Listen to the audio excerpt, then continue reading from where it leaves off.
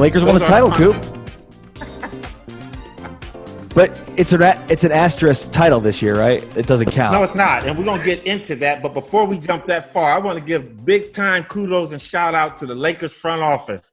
Jeannie Buss, Rob Pelinka, and I would Frank Vogel, of course, and Linda Ramos. But you know what? They are the ones that are in the bubble now, and they're getting a lot of accolades and pats on the back and congratulations for winning this championship. But I'm going to go out on the limb a little further and say put Magic Johnson in there too. Magic was with the organization 2 years ago. He is the one and the real reason why LeBron James decided to come to Los Angeles. You can't win championships without superstars. Magic was the one to get LeBron here.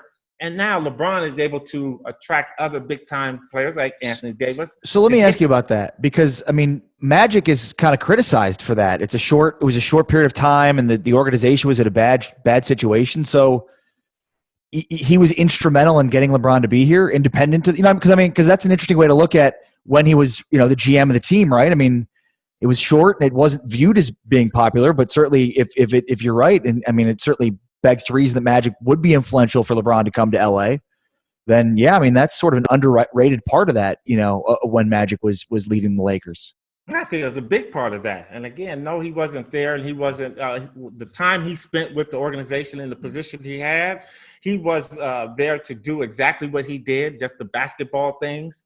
I think we're not going to get into the other reasons why he left, but the underlying conditions for that was Magic was not a day-to-day person there. He was there to do something specific, and being part of the organization means doing some recruiting and scouting and attracting big-time free agents, and he did his job.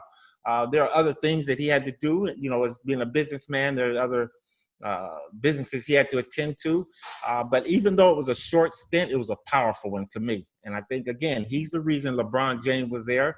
And obviously, Rob Pelinka went on and did his general manager duties. Jeannie Buss did her ownership duties. And putting that all together, that's how the Lakers always ran. The Lakers are ran as part of the team. Team functions well up top. It filters down to the bottom. And that's why you got the Los Angeles Lakers being crowned the 2020 non-asteristic championship, okay? So you can't put anything on that. To me, this is probably the hardest championship that any team ever had to go through. Being in the bubble, the conditions the world was in, having a platform to make some big-time statements in social injustice, police reform. These guys, man, did a great job. Now, I will... Bigger than winning in the Boston Garden in 1985? Better than that. I put them up there. All right. 1A minus, okay? But I think that these guys had a lot to endure and go through.